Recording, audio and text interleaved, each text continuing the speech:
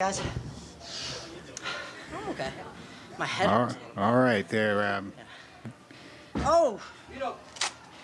Someone need these right now? No, they got their own. Oh, okay. You want this? You want this or you want a shirt? That. Thanks. Yep. Thanks, sir. Oh. Okay, we have with us now the champion of the 133-pound weight class, Vito Arujau from Cornell. Hi. Vito, when you're comfortable, if you could give us some opening comments about your championship match. You know, that was a doozy. Partially because I'm still a little dizzy from that. I think I was really sluggish off the start, a little lackadaisical, and I think that maybe partially led to the early injury that I got.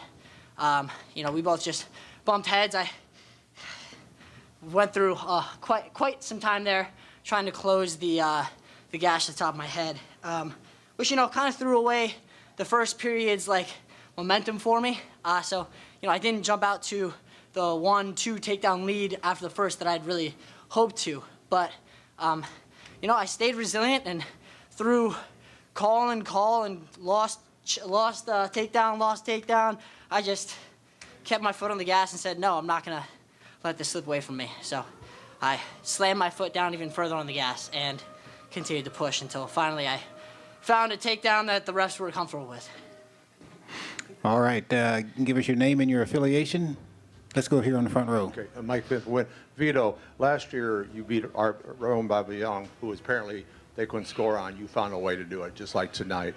Also, when the second takedown was not allowed, what did you say to the official?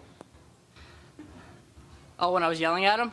Oh, because I had the foot in bounds, and I looked at him, and he started counting as if he had awarded me the takedown.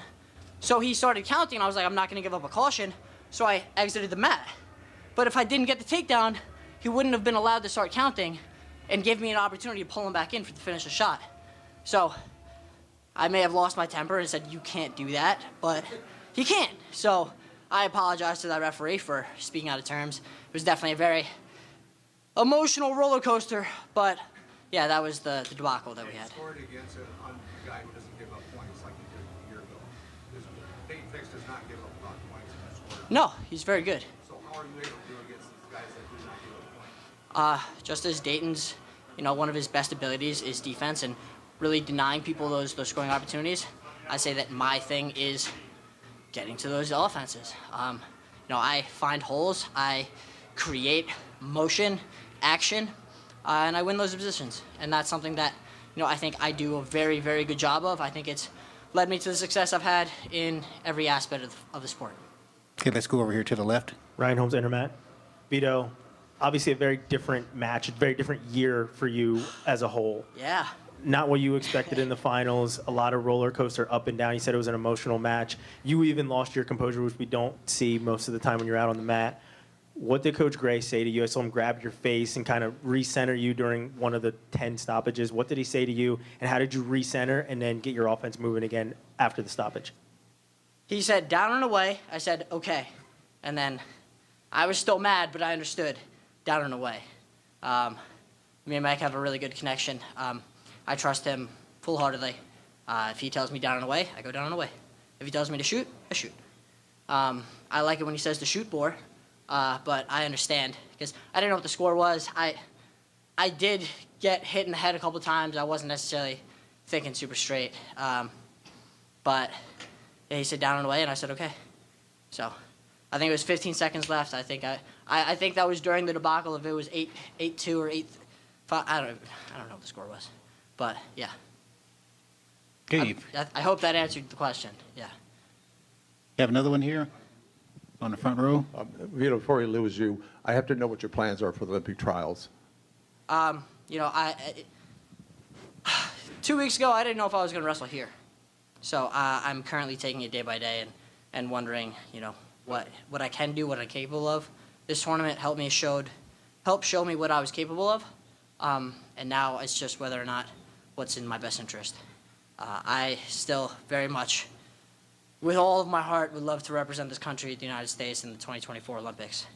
And I am still sitting in the semifinals. We'll see how this clears up, and if everything's good to go, I will be at Olympic trials. And your weight right now is? 133 pounds? No, I'm sorry, but can you get down? Oh, to 125 pounds, 57 kilograms. Yeah, I don't see why I can't. I can do anything, apparently. Okay, let's have your name and affiliation. Let's go to the second row here. Hi, Patrick Lanny, NJ.com. ESPN clocked that match at 21 minutes. I'm curious if where that ranked in the longest bouts of your career, and was the length, the stoppages, the chaos of it all, did it affect you? 21? That's according to the broadcast. Did it affect your wrestling? In the finals? Ever. Damn. Got their money's worth. No, I mean, like, yeah, I thought I had a really long match at EIWAs. I had like a 12-minute match. I was like, wow, that was long. But yeah, that was a bit, that is everything that I am bad at. Stops in motion, no momentum, able to be pulled, multiple stoppages for blood, just smacking my head. This is just terrible. No, I don't know if a single call went my way, but just persevering, staying in there, get your head down into the fight, and just let it rip. And I think that's what I did. Okay. Just to follow up, were you frustrated with the officiating in the match? I don't know a sane person that would be in my situation, but at the same time, right, the reaction time, everything, I'm not mad at the refs, whether or not, whatever. I was just frustrated in what was happening, and the fact that, I may be a little dazed, and I was losing a little bit more blood than I would have liked to, but ultimately, adversity, and we challenged that. Okay, let's go on the left side in the back. Kyle Klingman with Flow. If you said you were not maybe ready after EIWAs, what did you do between then and now to get ready? At EIWAs, I was still very much concerned with, my injuries. I was very much trying to limit contact with my head and my neck and my everything, and I was trying to kind of wrestle but not really hurt myself, which just doesn't work. It doesn't work in the level that I wrestle at. I need to be able to, put my body on the line. I have to ante up a certain amount, and that is, everything. I have to put everything on the line in order to go out there and wrestle the way that I want to.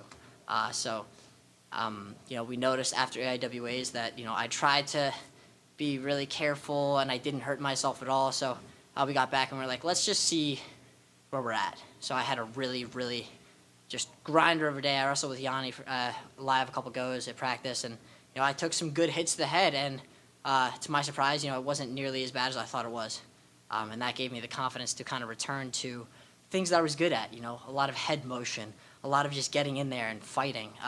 If I had watched this match just now 2 weeks ago, I'd be like, there was no way I could do that. But, through, and I've gone on and said this before, through Cornell Wrestling and the support staff that we have there, and just our alumni base and everyone in helping out, is really I was really have them to thanks for allowing me to come out here and wrestle today, because the way it was going, I wasn't sure, but they had faith in me when I did not.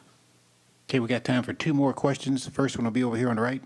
Enzo Fano, USA Wrestling. I just want to know how cool it is that not just you, but your Corey teamer is also going to be in the finals, and you guys pretty much trained in the same room since you were little. Yeah. No, I'm super excited for Ja'Cory as well. It's super cool to see. VHW. That's the club that my dad runs. It's where I learned how to wrestle. It's where Ja'Cory learned how to wrestle. And it's really cool to see that we've continued to hone our crafts even after moving away to college and taking on a new family of sorts. Just to know that we both have similar roots and similar starts, and to see that we both come a really long way is really heartwarming for me.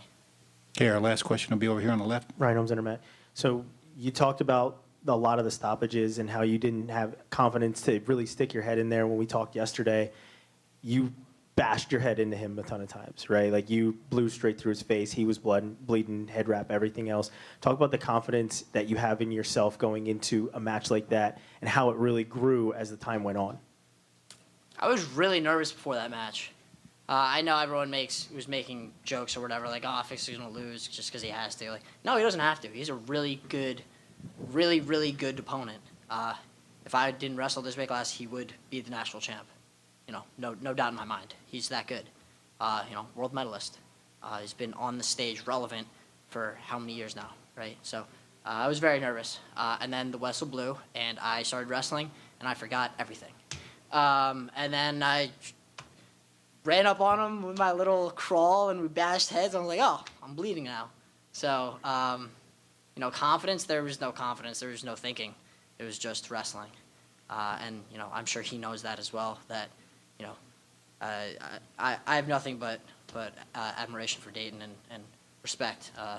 So I bet he understands as well that it was a dogfight because, we both wanted to win. Okay, Vito, thank you very much. Thank you. Good luck to you.